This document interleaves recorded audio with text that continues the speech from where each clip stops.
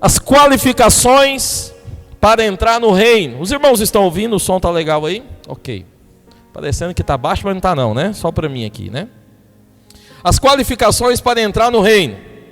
Eu quero começar dizendo para os irmãos que o reino é o tempo no qual Deus, o Senhor Jesus, virá para estabelecer o seu governo aqui na terra. Eu já preguei para os irmãos sobre as dispensações.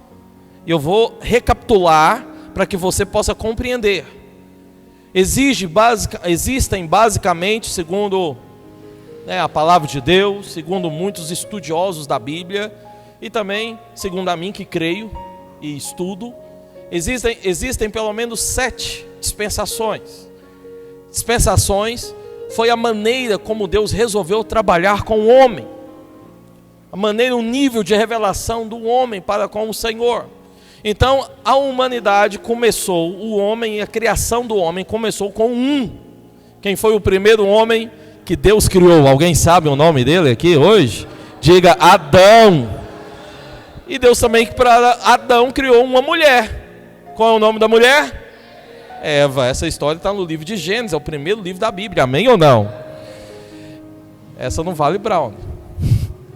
Então, quando Deus criou Adão e Eva, iniciou-se uma maneira do homem se relacionar com Deus, chamada de inocência, ou dispensação da inocência, porque o homem era inocente, não tinha conhecimento do pecado. Logo após o homem pecar, muda-se a maneira de Deus relacionar com o homem, porque o homem agora tem um conhecimento a mais, o qual não era a vontade de Deus. A vontade de Deus para o homem era outra, mas tudo bem, o Senhor corrigiu a rota depois, mas começou uma nova dispensação chamada consciência. Logo após veio uma outra dispensação chamada governo humano. Depois disso teve a maneira como Deus relacionar com o homem lá em Abraão, chamada dispensação da aliança. Deus faz uma aliança com o homem faz uma aliança com Deus. Logo após vem Moisés e muda tudo de novo, porque Deus dá a Moisés as leis, a maneira como o homem tinha que agora se relacionar com Deus era através dessas leis, e começa-se uma nova dispensação, chamada dispensação da lei. Logo em seguida a promessa de Deus vem, a correção de rota chega com Jesus Cristo, o nosso Salvador, amém? Ele então nasce, e a partir do seu nascimento, a sua morte, tem uma nova maneira de Deus relacionar com o homem, chamada graça, ou seja, dispensação da graça. Jesus Cristo divide a história. Então há uma história antes de Cristo e uma depois de Cristo. Antes de Cristo tem uma contagem, depois de Cristo iniciou outra contagem. Por isso que hoje nós estamos em 2025 depois de Cristo, porque zerou, começou tudo de novo, amém ou não? Mas o tempo que eu e você vive hoje é chamado de dispensação da graça, ou o tempo da graça. Fala para o seu irmão, fala: meu irmão, hoje nós estamos na dispensação da graça. Falou para ele aí? Fala, que é para você ir decorando. Quando você fala, você absorve mais. Só que eu falei que são quantas? 7. Nós estamos na 6ª, dispensação da graça é a 6ª. Essa dispensação vai acabar, queira você sim, queira não. Porque tudo que Deus promete, Ele cumpre. Não teve nada na palavra de Deus que Ele prometeu que não cumpriu. Se Ele prometeu, é certo que vai cumprir, amém? Vai cumprir.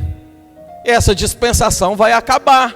Nós iremos entrar em uma outra dispensação. Qual é o nome da próxima dispensação então, irmãos?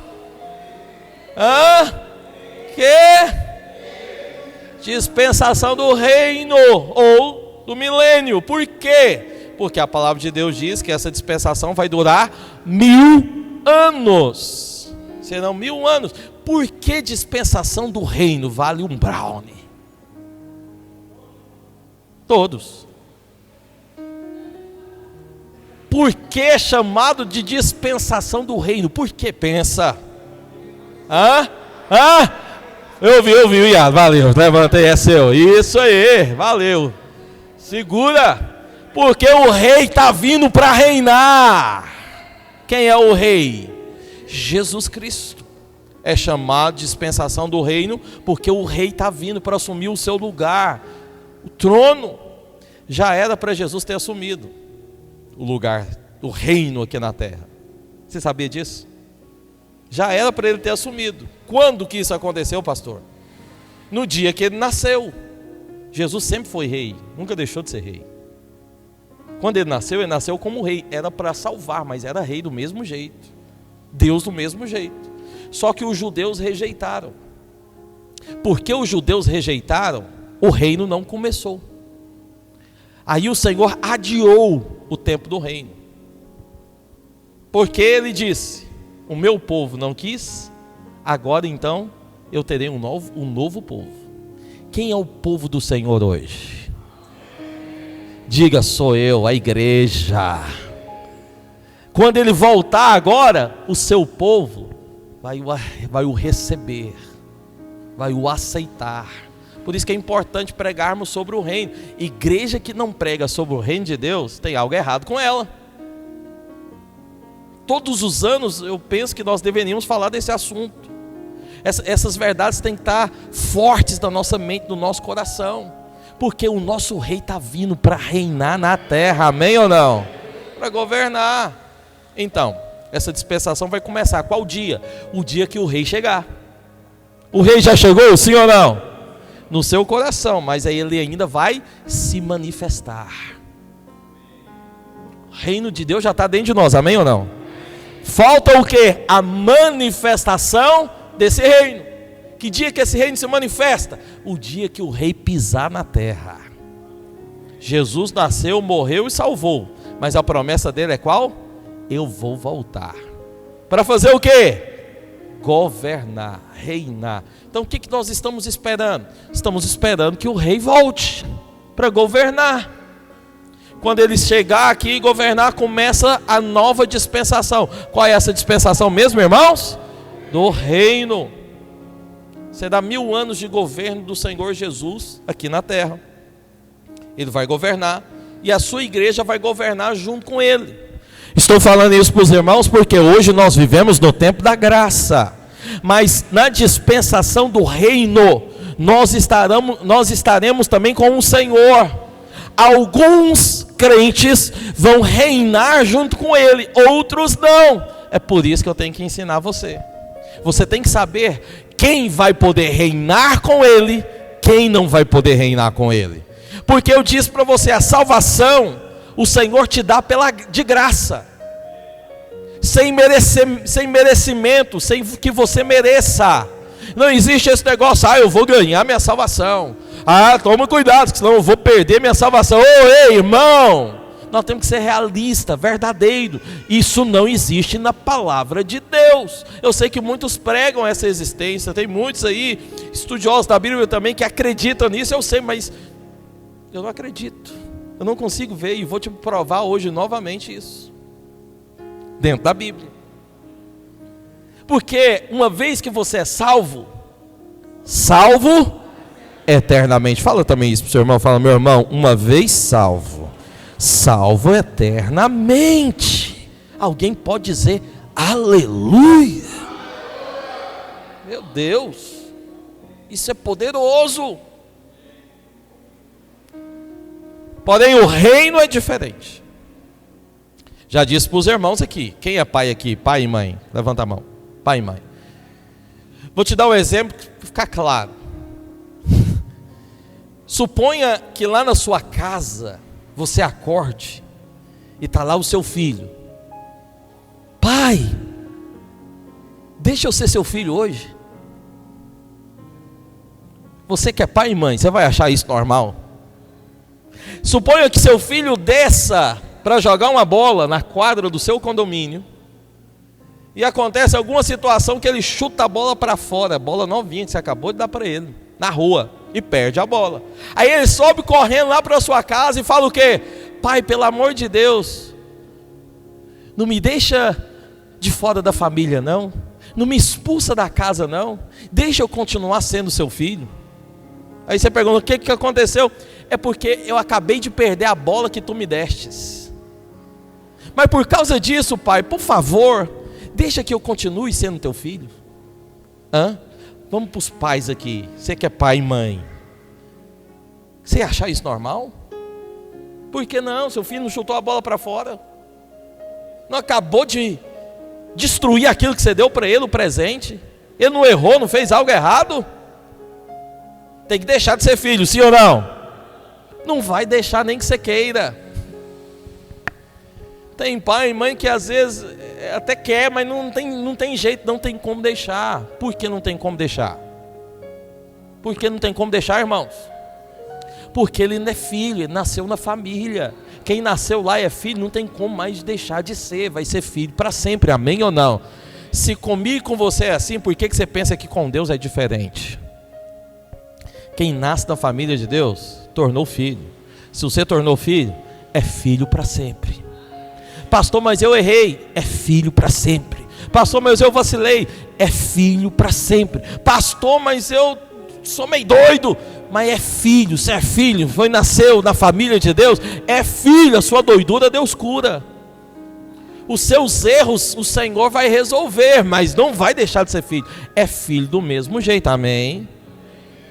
Mas quando o filho faz um negócio muito errado, o que o pai geralmente faz com o menino? Manda embora de casa? O que o pai faz? Ensina, disciplina.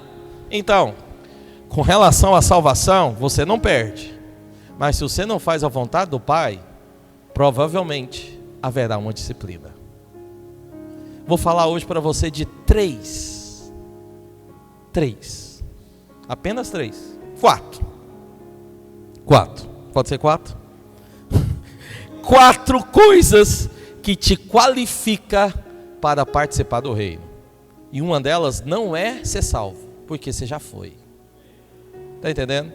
O ímpio, ele não vai participar do reino. Por que não vai? Porque não recebeu salvação. Só pode participar do reino quem um dia aceitou o Senhor Jesus e foi salvo, amém? Pergunta para o seu vizinho, você já aceitou o Senhor Jesus? Fala para ele, se você já aceitou Jesus, você pode reinar. Pode reinar. Agora pergunta para ele, como? De qual maneira? Quem pode reinar? Todo crente pode reinar, irmãos? Todo crente vai reinar, sim ou não? Sim ou não? Me fala um texto bíblico então.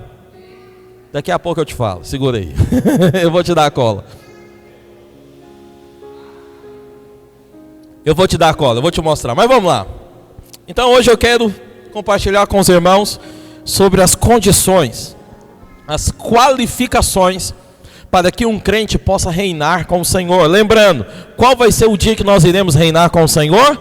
Na próxima dispensação que está vindo, dispensação do reino. Ou você vai reinar, ou será disciplinado. O que você gosta? Eu também gosto de reinar, amém ou não? Então nós vamos reinar junto. Cutuca o seu irmão, fala, vamos reinar junto, meu irmão, prepare-se. Abre lá, Mateus capítulo 7, versículo 21, Luiz, por gentileza. Vamos ler esse texto bem forte em uma só voz. Mateus 27, 21, em uma só voz. Vamos ler bem forte. No 3. Vamos lá, 1, 2, 3 e... Não. Acho que ele não abriu ainda. Abriu agora, né? Então vamos lá, bem forte, 1, 2, 3 e... Não, deixa eu ver. É 7, 21. 7, isso. Obrigado. Vamos lá, 1, 2, 3 e...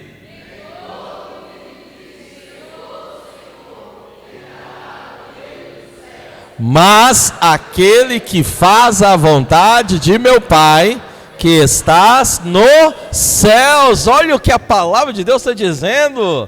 Que nem todo o que diz o que, irmãos? Senhor, Senhor, entrará onde? Na salvação.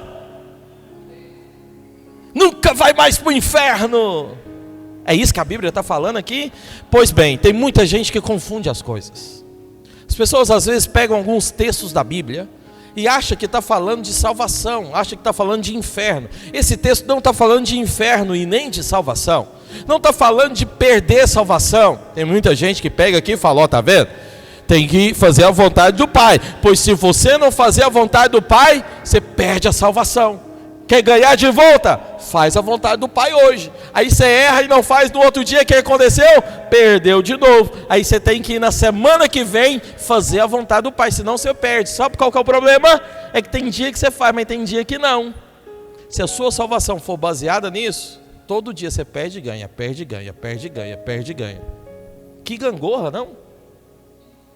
Que indecisão. É ou não é? Que coisa. Desse jeito, irmão, qual crente que não vive com medo de Deus? Desse jeito, quando eu subo aqui e falo, o arrebatamento está chegando, você treme nas pernas. Por quê? Você pensa o quê? Vou para o inferno.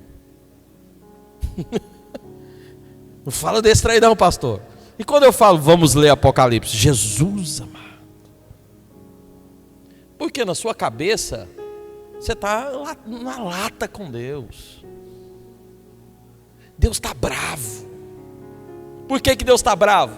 Eu não consigo fazer a vontade. Não vou ser salvo. Não vou para o céu. Que história é essa, irmão? Não é o que o texto está dizendo. O texto não está falando de salvação. O texto está falando do quê? Reino dos céus. Reino. Reino é a dispensação futura, que virá, milenar. Está entendendo? Está apontando para algo que está vindo. No reino de Deus, quando o reino foi estabelecido aqui, o que vai acontecer? Você que não fez a vontade do Pai, não vai reinar.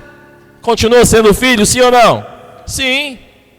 Foi salvo, sim ou não? Sim. Vai para o inferno? Não. Só tem um detalhe: não vai reinar. Então a primeira coisa que te qualifica a participar do reino é fazer o quê? A vontade do Pai. A coisa mais importante que você precisa saber é qual é a vontade de Deus para a sua vida. É a coisa mais importante. Se você aprender a vontade de Deus para a sua vida, você vai para o rumo certo. Você tem um alvo certo. Porque tem um monte de gente que nunca tem alvo na vida. Porque tem um monte de crente que vive uma vida assim toda descabeçada. Porque esse irmão, ele não sabe qual é a vontade do Pai. Ele não entendeu ainda a vontade de Deus. É um irmão que infelizmente tem muita fraqueza na fé. Mas por quê? Até hoje ele não sabe o que Deus tem para mim, o que Deus quer fazer através da minha vida. Qual é a vontade que Deus tem para mim? Se você não sabe isso, você vai passar mais um ano sem foco, sem rumo. Chega no final do ano, parece que você está no mesmo lugar. Parece que não sai do mesmo ponto. Mas qual é o problema? Não é o tanto de dinheiro que você ganha, não é se você trocou de trabalho, não é se você comprou alguma coisa nova. Não é, o problema é fazer a vontade de Deus. Não importa o que você tenha feito ou não nesse mundo natural. O que importa é estar fazendo a vontade de Deus. Aí alguém pode perguntar: pastor, como eu posso saber qual é a vontade de Deus para mim? Como? É uma boa pergunta, sim ou não? Você sabe qual é a vontade de Deus para você? Pensa. Calma, não responde não. Pensa lá no fundo. Você sabe o que Deus quer que você faça? Você sabe qual é a direção de Deus para você? Pensa lá no fundo. Mas só pensa, não dorme não. Olha para cá. Você sabe ou não? Não, calma, não responde.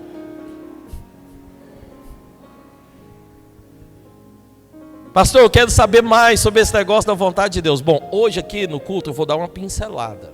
Mas se você é um homem ou uma mulher inteligente, que quer conhecer mais Deus e saber mais da vontade de Deus, eu vou te dar uma dica. Nós temos algo aqui na nossa igreja que chama cursão. É uma abreviação, mas o nome mesmo é Curso de Maturidade no Espírito.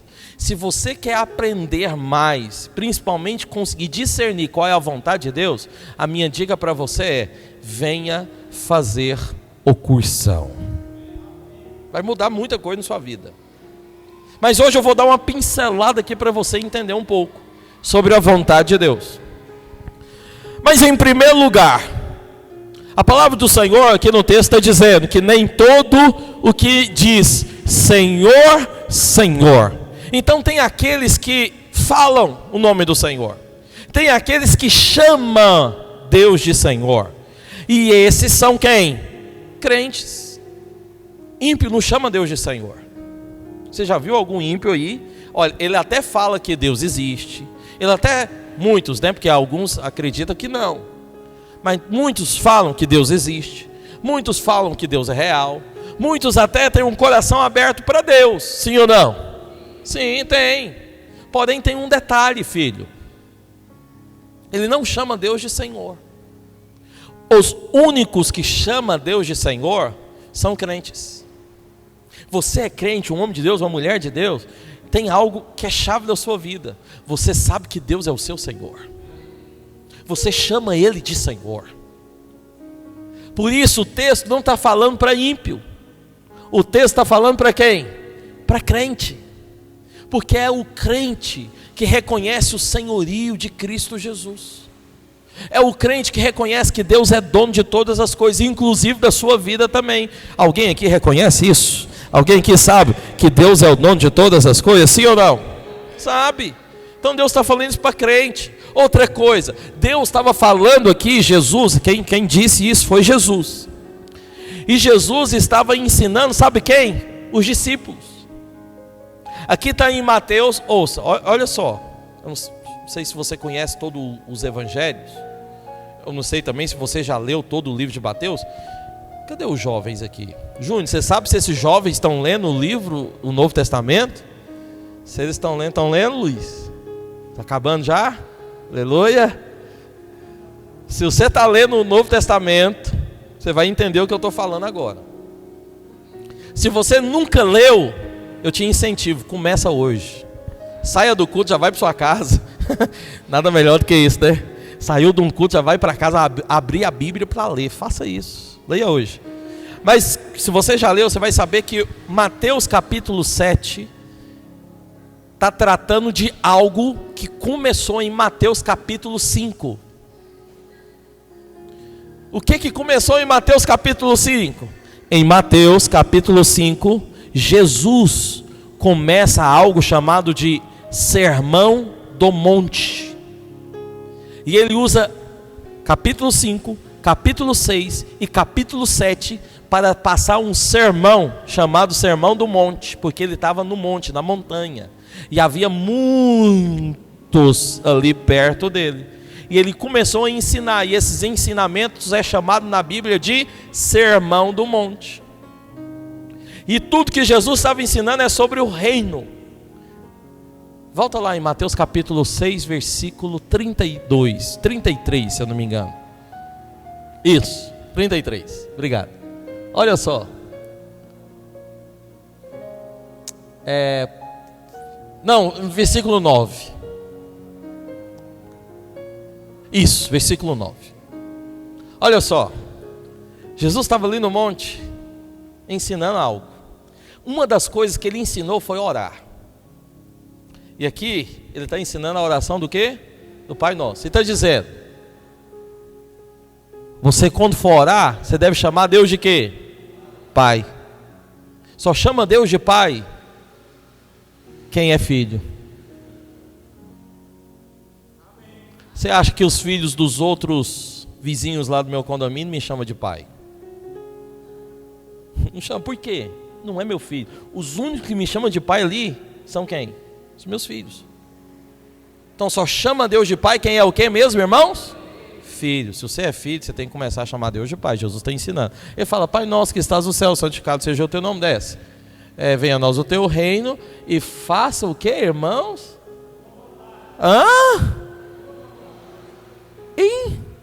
Que? Oi? Jesus está ensinando a falar, a orar pedindo o quê? Não. A oração correta, pastor, dos dias de hoje é: faça-se a minha vontade. Faça a minha vontade no céu como ela é feita aqui na terra. É assim que Deus está ensinando? Pois bem, tem um monte de crente que inverte as coisas. O que o Senhor ensina no Sermão do Monte, e quando Ele vai ensinar até mesmo os discípulos a orar, Ele está ensinando a fazer o quê? Ora, pedindo para que a vontade de Deus seja feita. Por que está ensinando isso? Porque provavelmente é o que você mais precisa. Porque todos os dias você é tentado a fazer a sua vontade. Todos os dias você é tentado a fazer aquilo que você quer. O diabo constantemente buzina na sua cabeça. Sabe o que o diabo buzina na sua cabeça? Faça a minha vontade, faça a minha vontade, faça a minha vontade. Vamos fazer a minha vontade. É melhor o que eu quero. É melhor as coisas que eu gosto. É melhor fazer do meu jeito. Por que você acha que há muita briga, muita discussão, muita divisão, muitas contendas? Sabe por que tem? Porque é a sua vontade que na maioria das vezes tem que ser feita. E se a sua vontade não for feita, vamos rachar com tudo. Se não for o seu querer, vamos acabar com tudo. Não é a sua vontade o importante. O importante é qual é a vontade de Deus. Por isso que o Senhor Jesus está falando: ora isso. Aprenda a clamar por isso. Porque para mim, para você que somos filhos, o importante não é a minha vontade, é a vontade do Pai. Qual é a vontade do Pai? O que Jesus te orienta? Ora para saber, pergunta, pede. Em meio à crise, não saia por aí querendo fazer a sua vontade. Em meio às discussões, não saia por aí querendo fazer o seu querer. Ora ao Senhor, pergunta a Ele. Eu vou te falar, a maioria esmagadora, 99,9% das vezes, Deus fala com você. O Espírito Santo fala lá no seu coração qual é a vontade do Pai. O grande detalhe é: muito irmão não tem ouvido para ouvir, às vezes não tem olhos para ver, e na maioria dos casos não quer obedecer o que o Pai falou. Você não deve fazer a sua vontade, nem quando a sua vontade for a mais lógica, porque às vezes a lógica não está na vontade do Pai, a lógica está na sua vontade. Porque a economia diz, o presidente disse, o chefe falou, as circunstâncias disseram. Por isso você precisa fazer o cursão, irmão. No cursão eu vou te ensinar algumas coisas, nós vamos aprender da palavra de Deus. Uma delas é ouvir a voz de Deus, outras é não andar pelo natural, andar por fé. Vontade de Deus vai exigir de você fé. Fé para acreditar naquilo que o Espírito Santo de Deus está ministrando dentro do seu coração. Fé para acreditar na voz de Deus que está lá soando dentro de você. Amém ou não? Eu falei que a palavra ia ser um pouco forte, mas não sabia que você ia ficar tão calado. Pode falar amém. Não tem nada não. Qual é a vontade de Deus? Uma coisa eu tenho certeza que é a vontade de Deus. Eu tenho certeza absoluta, eu falo para você aqui. A vontade de Deus, tenho certeza, é que você ore. E você vai perceber que a maioria das vezes a sua vontade é não orar. Tiro por média as nossas orações de segunda-feira. Quantos aqui sabem que tem oração segunda-feira? Todos. A vontade de Deus é que você ore, irmão. Agora não tem oração mais só segunda não, tem oração todo dia, segunda à noite e de terça a sexta pela manhã. Quero ver aqueles que têm coragem de vir orar comigo aqui todo dia, 6:30 da manhã. Só tem 3 que vem, quero mais gente. Tem 4 corajosos, eu e mais 3. Quero mais gente aqui, corajoso para vir. Porque é vontade de Deus que você ore. Pode observar, a maioria das vezes você não quer, tem disposição. Mas eu tenho certeza que lá no fundinho do seu coração fica a voz do Espírito falando: vai orar. Vai orar. Porque já é a vontade de Deus. Outra coisa que eu tenho certeza que já é a vontade de Deus: que você sempre ouça a palavra, seja alimentado pela palavra e venha cultuar o Senhor junto com a igreja. Tenho certeza que já é a vontade de Deus que você seja igreja. Igreja não é viver sozinho, igreja é estar junto, em comunhão. Amém ou não? Uns com os outros. Essa é a igreja. Eu tenho certeza que isso é a vontade de Deus. Tenho tanta certeza que é a vontade de Deus que Jesus Cristo morreu para que a igreja pudesse nascer. Se um Deus Todo-Poderoso sai do mais alto lugar, vem até essa terra, depois vai até o inferno e ainda morre numa cruz, só para que uma igreja pudesse nascer, isso é importante, sim ou não? É vontade de Deus já. Então esse negócio de: e aí, irmão, vai no culto amanhã? Se Deus quiser. Até hoje você não sabe que já é a vontade de Deus. Até hoje você não entendeu que Deus já quer. Escutou que seu irmão fala: muda o roteiro, meu irmão, muda a conversa. Fala para ele: Deus já quer. É a vontade de Deus. Veja, eu estou te dando dica. Estou te dando as dicas para que você possa perceber que já é a vontade de Deus. Só que tem muitas outras coisas que a vontade de Deus vai ser para você. Não vai ser geral, estou falando de coisa geral. Mas tem coisa que às vezes é para você, no seu íntimo. E você tem que saber ouvir a voz do Espírito, perceber. Então, por exemplo, a vontade de Deus é que você fique bravo, irritado, defraude o seu irmão, ou que vocês andem em unidade e aliança? Unidade e aliança, sim ou não? Então, dentro disso, você tem que caminhar segundo a vontade de Deus. Está vendo aí? Estou falando de coisas gerais. Mas tem coisa que vai ser para você. Tem muita gente que pensa que a vontade de Deus para ele é que ele trabalhe. Mas às vezes a vontade de Deus é que você pare de trabalhar. Pastor, parar de trabalhar? Ouça, estou dando exemplo. Estou só dando um exemplo. E quando você para de trabalhar para fazer a vontade de Deus, sabe em qual nível que você entrou? Você entrou no nível da fé. Ouça, para ser salvo, você não precisa de obras, mas para reinar, a sua obra conta. Qual obra? A obra de fazer a vontade de Deus. Quando Deus fala para, e você para, você acaba fazendo o quê? A vontade de Deus. Uma vez que você faz a vontade de Deus, você vai ser capaz também de fazer o quê? A obra de Deus. Tem muita gente que faz a obra de Deus, mas não está fazendo a vontade de Deus. Aqui é o problema. Por quê? Porque o texto está dizendo, volta filho para mim, por gentileza, lá em 7:21. O texto está dizendo que o quê? Que nem todo que diz Senhor, Senhor, entrará onde? No reino dos céus. Mas aquele que faz o quê? A vontade. Coloca lá, Luiz, por gentileza, no versículo 22 agora. 22 está dizendo, muitos. No início aqui eu te perguntei, todo crente vai reinar? Não, você disse não. E eu disse, onde está o texto? Está aí. O que está dizendo lá? Não, irmão, vamos lá, você não sabe ler, aleluia. 1, 2, 3 e...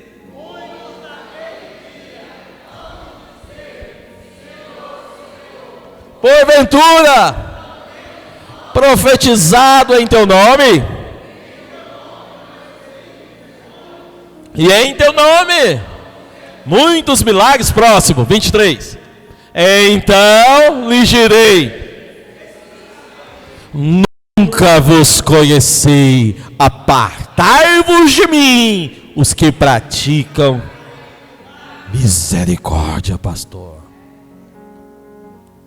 eu quero te ensinar sobre esse texto. Quanto tempo eu tenho? Quero. Jesus amado, será que eu termino? Meu tempo. 35. Mas olha para cá, eu quero te ensinar sobre esse texto que é tão fundamental. Aqui as pessoas erram muito, porque novamente se volta o texto para a salvação. Mas volta lá no 22, por gentileza, Luiz. No 22 está dizendo que o quê? Naquele dia. A Bíblia, ela é precisa com as palavras. A palavra de Deus nunca vai usar algo que seja desnecessário. Se ela está usando algo aqui, é porque isso é fundamental. Isso é preciso que você veja e tenha compreensão. Porque não usa nada além, nada excessivo e nem nada desnecessário, faltando. Tudo que usa, usa de maneira precisa. Se está dizendo que muitos, é porque é muitos. E o que está dizendo que muitos naquele dia, qual dia? O dia do tribunal, do julgamento pelas obras. Eu disse para você que nas outras palavras, vou recapitular, que o crente vencedor, ele não é julgado para, o crente na verdade, ele não é julgado para condenação. O crente tem um julgamento, mas o julgamento do crente é para as obras. O que o Senhor vai avaliar não é se você vai para o inferno ou se você vai para o céu. O que o Senhor vai avaliar é qual é a sua obra. A sua obra é digna de reinar, a sua obra é digna de repreensão, disciplina. Então o julgamento do crente é para as obras. Deus não vai avaliar você, Deus vai avaliar o que você está trazendo. Vou te dar um exemplo. Suponha que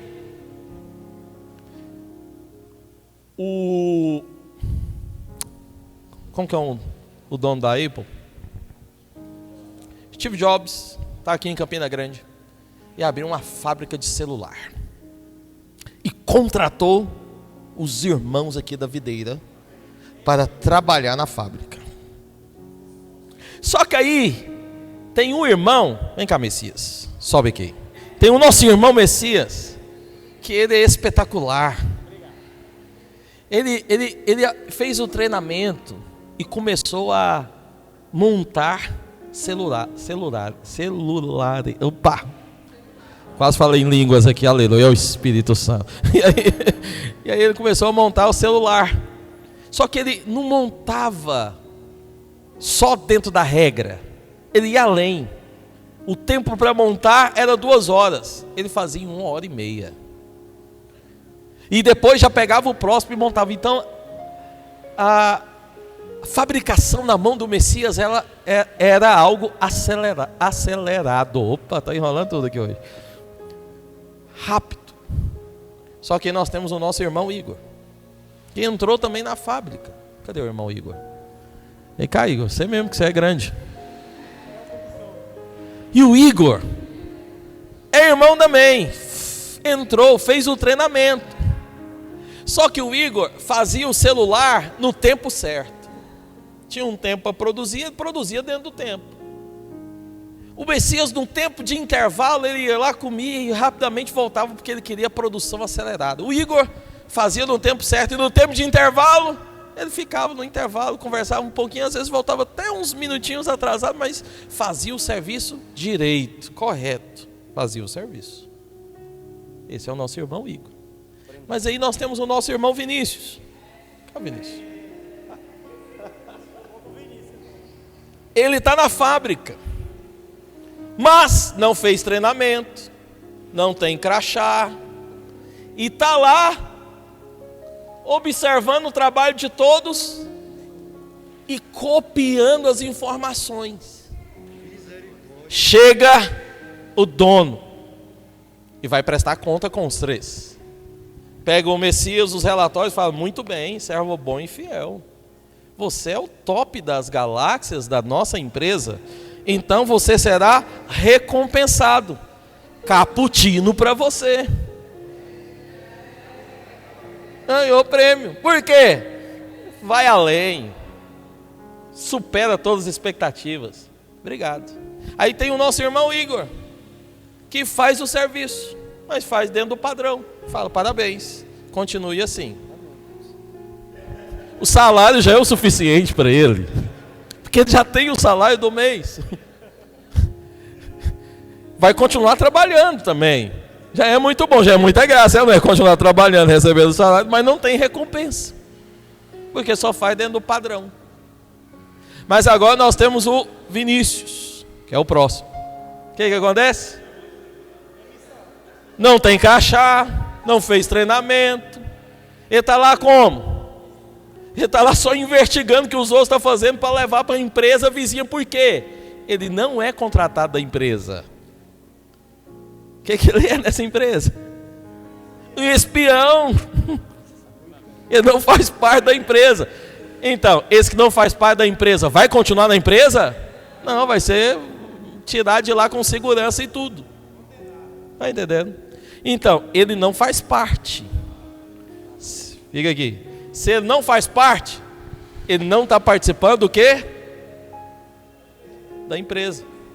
Então, esse aqui é o crente. Esse aqui é a pessoa que não é salva, que não é crente. Ele não está na empresa. Mas nós temos mais um irmão, o terceiro irmão. Vem cá, Luiz. O quarto irmão. Não, o terceiro irmão, é que ele não é irmão, nem faz parte da empresa.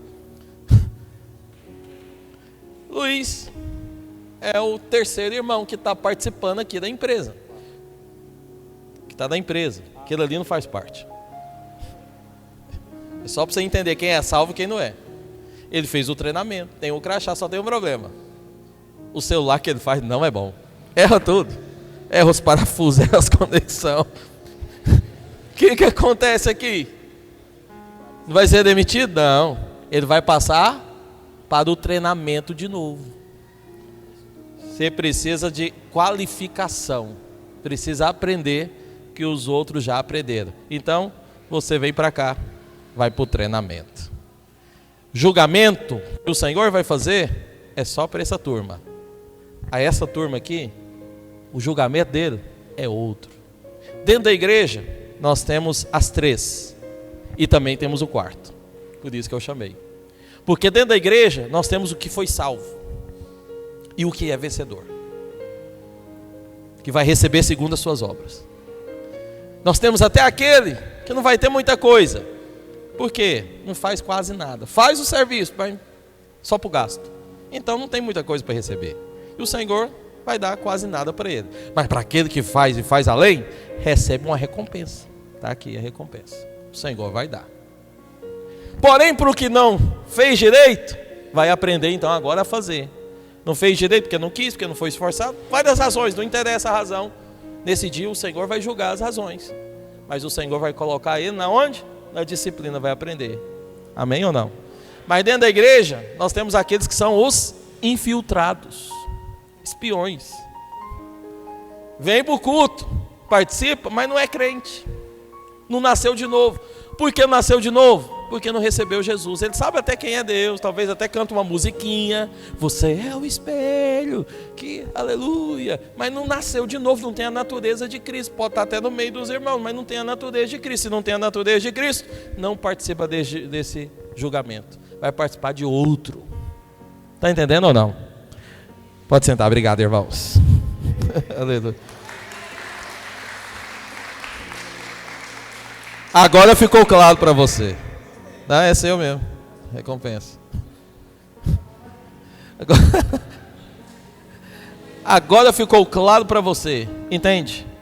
Tem gente, muitos, hão de dizer: Senhor, Senhor, esse grupo aqui não é o grupo que não faz parte da igreja. Não, esse grupo aqui é o grupo que faz parte da igreja. Por quê? Está dizendo Senhor, Senhor. Só que esse grupo é o grupo que faz o quê? Que profetiza, que fala no nome do Senhor, que faz o que mais? Que faz milagres, que expulsam demônios. Só tem um problema, passa o versículo, põe no versículo 23. Só tem um problema. O problema é qual? Eles fazem tudo, porém não faz de acordo com a vontade de Deus. Não importa, se você fizer qualquer coisa que seja para Deus, mas que não é a vontade de Deus, não vale. O importante não é o que você está fazendo, o importante é você está fazendo de acordo com a vontade de Deus. Isso que é importante. Veja, eles expulsavam demônios, mas mesmo assim não valeu para Deus.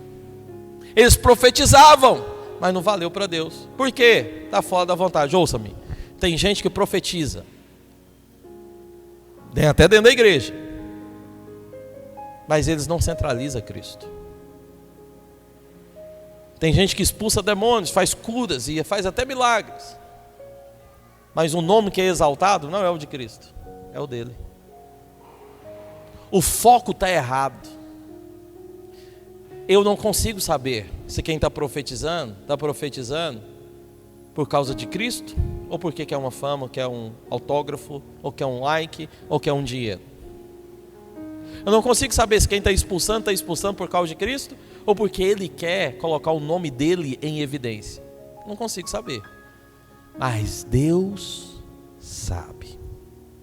Por isso o importante, irmão, não é o que você está fazendo. O importante é como você está fazendo. Nós estamos numa época aqui da nossa igreja de encontro. Nosso encontro está chegando por aí. E nós temos que trabalhar para o Senhor, amém ou não? Esse trabalho vai contar para o reino, sim ou não? Vai. Se você vai para o encontro lá, servindo o encontro, é um trabalho, amém ou não? E está contando para o reino, sim ou não? Se estiver fazendo de acordo com a vontade de Deus. Porque se você estiver indo lá servir, porque quer ouvir um elogio de alguém, de algum homem, está errado. Pode até fazer, mas não vai ter recompensa para você. Por quê? Essa não é a vontade de Deus. Está entendendo? Então tudo depende de como você faz. Ficar em casa e não participar também já é agravante. Por quê? Porque também não é a vontade de Deus. Você não está fazendo nada para o Senhor. Se vai fazer algo e quer que o que você está fazendo conte, tem que ser feito de acordo com a vontade de Deus. Por isso pergunte sempre: qual é a vontade de Deus para mim? Muitas coisas eu te dei a dica, amém? Deu para você entender. Só que agora você precisa caminhar em um relacionamento com Deus. Por isso que é tão importante a oração. Porque crente que não ora não sabe o que Deus quer. Se crente que ora, já ele tem dificuldade de saber o que Deus quer, imagina o que não ora. O que não ora então, meu irmão? Tem que orar, porque é só orando, é só falando com Deus, que você vai conseguir perceber, ouvir a voz dele, saber o que ele tem para você, amém? Tem que ser uma mulher, um homem de oração. Tem que ser pessoas dispostas a orar. Deus tem algo para fazer através da sua vida. Ele tem uma vontade que é boa, perfeita e agradável para você. Se você entrar em linha com a vontade de Deus, prepare-se para reinar, para governar junto com Ele, porque você vai ser participante do reino. Glória a Deus ou não? Mas quem não faz, não participa. Quer participar do reino? Tem que fazer a vontade de Deus. O que mais? Aleluia. Kelly já está brigando comigo ali, pedindo para acabar. Misericórdia. Mas, segundo ponto. Glória a Deus. 1 Coríntios, capítulo 9, versículo 23. São 4 e eu já vou encerrar com os 4, irmãos. Glória a Deus. Obrigado pelos aqueles que têm fome. 9:23 está dizendo o quê? Tudo faço por causa do... Você leu direito? Eu vou repetir. Tudo faço por causa do Evangelho, com o fim de me tornar cooperador com ele. Não sabeis vós que os que correm no estádio, todos na verdade correm, mas um só leva o prêmio? Correi de tal maneira que o alcanceis. Todo atleta em tudo se domina, aquele para alcançar uma coroa corruptível. Vós, porém, a incorruptível. Assim corro também eu, não sem meta. Assim luto, não como desferindo golpes no ar. Mas, vamos ler esse texto junto, 27, 1, 2, 3 e... Mas esmurro o meu corpo e o reduzo à escravidão, para que, tendo pregado a outros, não venha eu mesmo a ser desqualificado. Veja, o que desqualifica você a participar do reino é ser um homem ou uma mulher que não consegue reduzir o seu corpo. Paulo está usando a expressão de esmurrar o próprio corpo. Quando você é um crente que é relapso com essas práticas espirituais, disciplinas espirituais, você se torna alguém você se torna alguém desqualificado a participar do reino. Não é que Deus não quer que você reine, estou falando de reino, não de salvação. Mas você se torna alguém desqualificado, por quê? Porque a sua carne ainda é muito viva, o seu corpo ainda é muito vivo, os desejos da sua carne ainda são muito vivos. O que o Senhor Jesus fez com a carne, com o corpo dele? Crucificou de uma cruz. Ali está mostrando o que nós devemos fazer com a carne. Com a carne você deve todo dia fazer o quê? Crucificar ela. A carne não pode falar mais alto. Não tem como fazer a vontade de Deus e fazer a vontade da carne ao mesmo tempo. Não tem como fazer o que Deus quer e fazer o que você quer ao mesmo tempo. Vai ter que fazer uma escolha. E Paulo está dizendo, olha, nós estamos numa corrida. E quem leva o prêmio aqui é aquele que está querendo uma coroa. Ele está falando de quem então? De reino. Quem está atrás de uma coroa, está atrás de uma posição de governo. Porque o que mostra que você está reinando é justamente a coroa que está na cabeça do rei.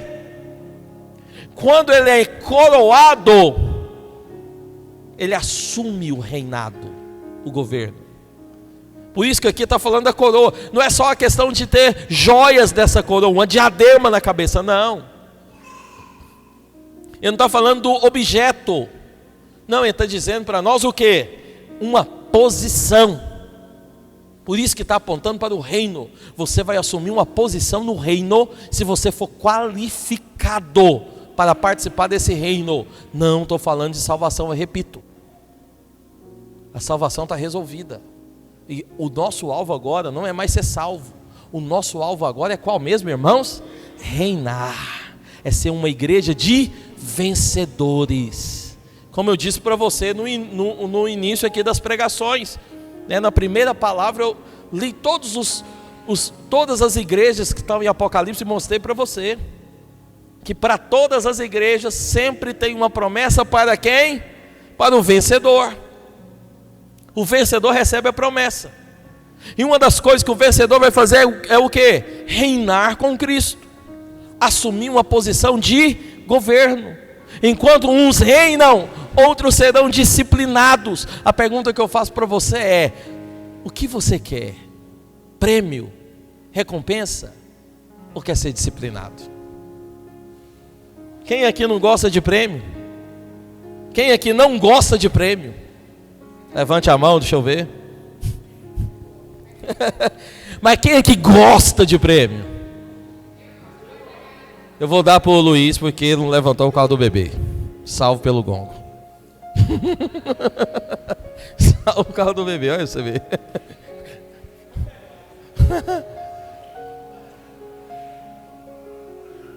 Todo mundo aqui quer ser premiado. Eu vou te falar. O que vai determinar o seu prêmio é o que você faz hoje. Se hoje você for esse tipo aqui, o tipo de Paulo, que aprendeu a esmurrar o corpo, você então vai se qualificar para o reino. Veja, eu disse para você que a primeira qualificação é qual? Fazer a vontade do... Não, traz mais um, Júnior. Primeira qualificação é fazer a vontade do que, irmãos? Pai. Não é a sua, é a do Pai. E qual é a segunda agora? Esmurrar o próprio corpo. Está ali, ó. Você não se assusta não quando Paulo... Achei que você ia trazer a vasilha logo. Ainda bem que não trouxe. Mas você não se assusta não quando Paulo ora, fala com Deus e ainda pede para Deus para que ele mesmo não seja desqualificado? Quando eu vejo isso na palavra de Deus, eu me assusto. Sabe por quê?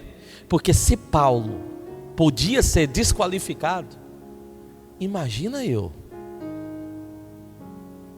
Se ele poderia ficar fora. Olha, eu estou falando de alguém, é porque às vezes você não tem a noção da palavra de Deus, mas deixa eu te contar aqui que você tem a noção. Paulo, Antes de se converter, ele chamava Saulo. Presta atenção na história.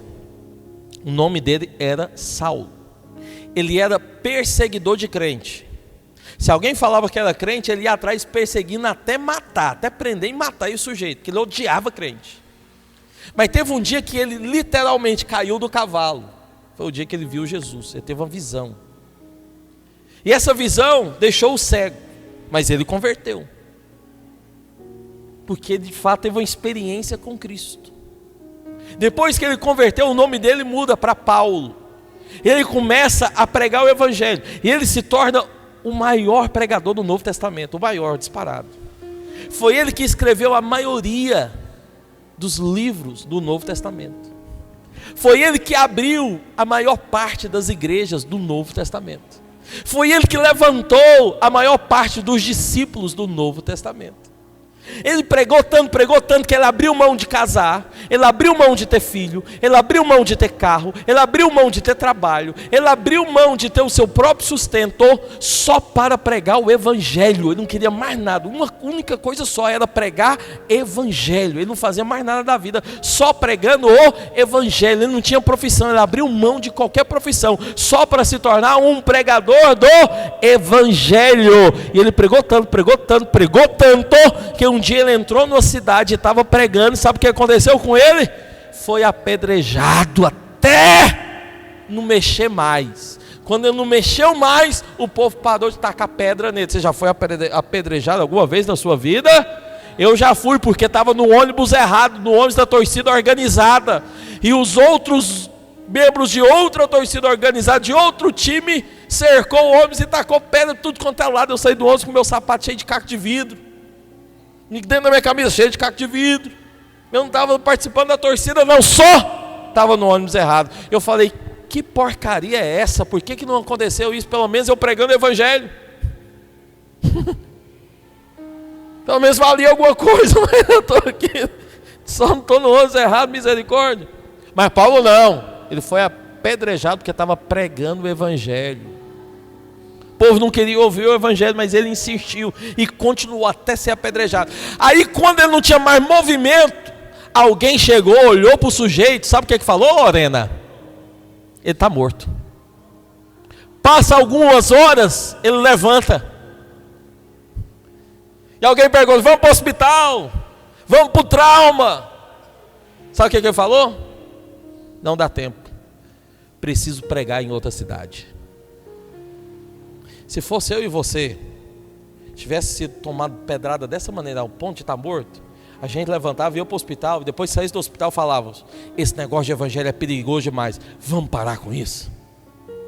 O cara não, nem foi para o hospital, ele levantou e falou, sabe o que? Não dá tempo, tenho que correr para outra cidade, e foi para outro lugar pregar. Aí esse sujeito entra aqui no livro de Coríntios e fala o quê? Preciso fazer a vontade de Deus, preciso esmurrar o meu corpo. Por quê? Se eu não fazer isso, pode ser que eu seja desqualificado. Um cara como esse está com medo de ser desqualificado. E eu e você às vezes batemos no peito, achando que está tudo legal, viver uma vida relaxada, sem compromisso, sem propósito, sem disposição, sem força, sem energia para Deus, sem vibração para o Senhor. Não está não, filho, tem que ser honesto com você. Se você quer o reino, vai ter que esmurrar o seu corpo. Pastor, não quero cantar, canta a si mesmo. Pastor, não quero orar, ora a si mesmo, esmurra seu corpo não pode mandar em você, quem manda é o seu espírito. Você não é do corpo, você não é uma alma, você é um espírito, é ele que manda. Então faça a vontade de Deus, e a vontade de Deus é que você dê louvor aos céus. A vontade de Deus é que o Senhor sempre seja adorado, amém ou não? Esmurra o corpo. Estou com preguiça, estou com indisposto. Tem que levar para o encontro. Então, cadê suas inscrições? Não conhece ninguém, esmurra seu corpo, filho, e vai conhecer. Mata a sua vergonha, fura ela na faca, e vai conhecer alguém, e leva para o encontro. Você entendeu o que eu falei não, né? Vou repetir. A vergonha, pega a sua vergonha e mata ela. deixa ela de lado. Mas nós temos que fazer a vontade do Pai. A vontade de Deus é que a pregação seja levada a todos. A vontade de Deus é que todos cheguem ao pleno conhecimento de quem Deus é. A vontade de Deus é que todos tenham experiência com o Senhor, amém ou não? Essa é a vontade. Eu vou te falar, a vontade de Deus é usar você. Olha dentro da biloca preta que esse irmão tem chamada de olho, fala para ele: meu irmão, a vontade de Deus é usar você. Está ouvindo? Está ouvindo mesmo, irmãos? Aproveita o tempo da oportunidade, vamos ser usados por Deus, amém ou não? Fique em pé no seu lugar, aleluia, glória a Deus.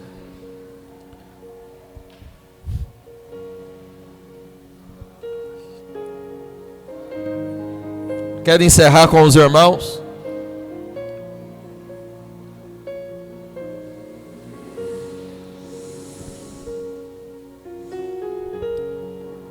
Mas lá em 2 Timóteo, capítulo 2, capítulo 4, versículo 8, está dizendo o seguinte: combati o bom combate, completei a carreira, guardei a fé. Já agora a coroa da justiça me está guardada, a qual o Senhor, reto juiz, me dará naquele dia. E não somente a mim, mas também a todos quantos amam a sua vinda.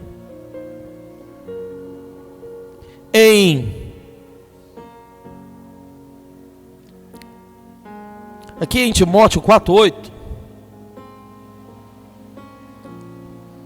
está dizendo que todos que amam a sua vinda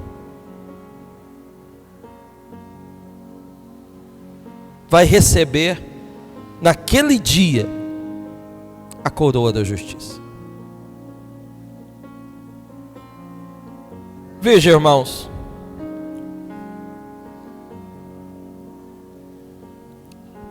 antes de sermos salvos, preste atenção, antes de sermos salvos, nós não amávamos o Senhor. Na verdade, antes da salvação, nós virávamos as costas para Deus. Andávamos num caminho de perdição, num caminho de derrota, de sofrimento, num caminho de lamaçal. Tudo que era errado a gente queria fazer. Às vezes fazia por diversão, às vezes fazia por influência de algum amigo, mas fazíamos qualquer coisa. Mas mesmo vivendo uma vida de lamaçal, uma vida contra o Senhor, longe do Senhor, o nosso Pai de amor, o nosso Salvador, estende as mãos para nós. Não precisa de ninguém mudar de vida, se consertar, ser um expert em Bíblia para receber Jesus. Por quê? O Senhor estende a mão para você no seu pior dia, é no seu pior momento. Ele simplesmente estendeu a mão. Por isso que para vir para o Senhor não precisamos mudar nada, só precisamos vir. Não precisamos estar pronto. Muitos pensam, quando eu estiver pronto. Não precisa estar pronto. O Senhor não quer que ninguém venha pronto. Pelo contrário, Ele quer que você venha torto, porque aqui dentro Ele vai te consertar. Porque Ele ama. A palavra de Deus diz em João 3,16, um versículo muito conhecido, que Deus amou o mundo de tal forma, de uma maneira tão grande, que Ele resolveu abrir mão de tudo que Ele tinha para dar, para salvar o mundo, porque amou demais.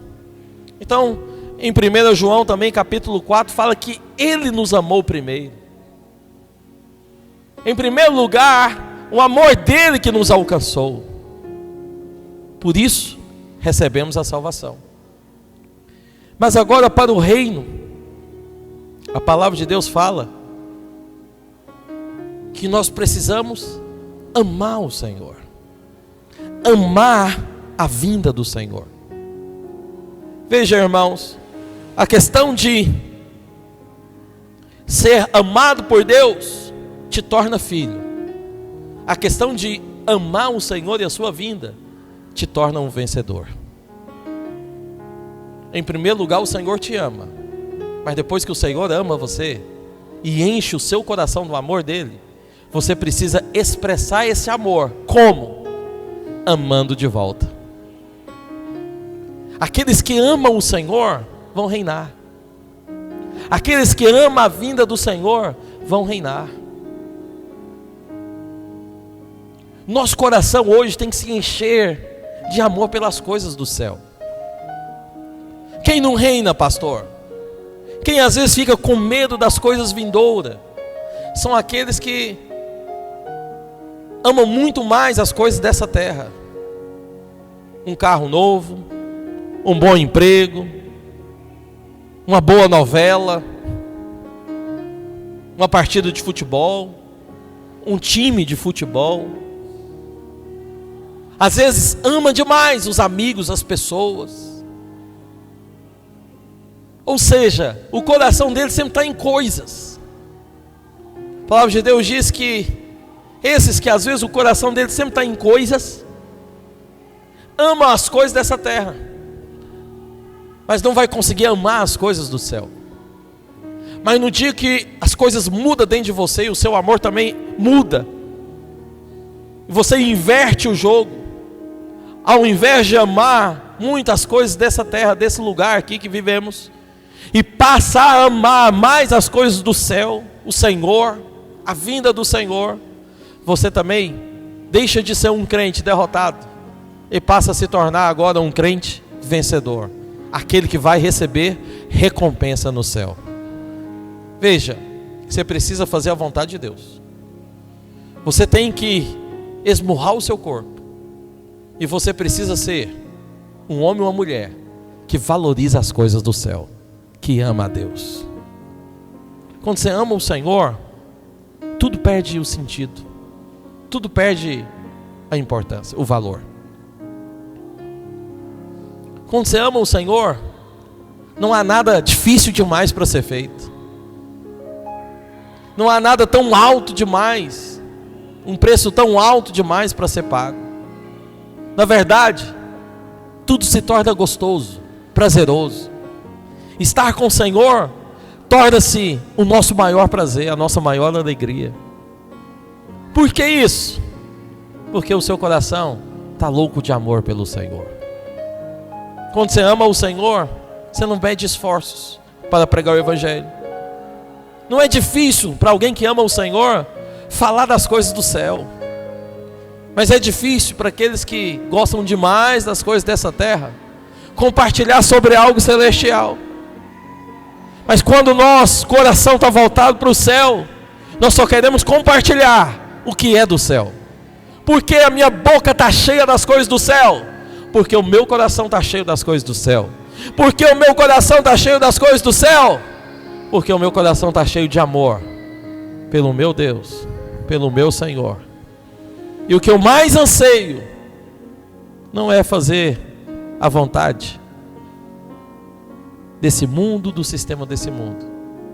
Quando eu amo o Senhor, o que eu mais anseio é que Jesus volte logo.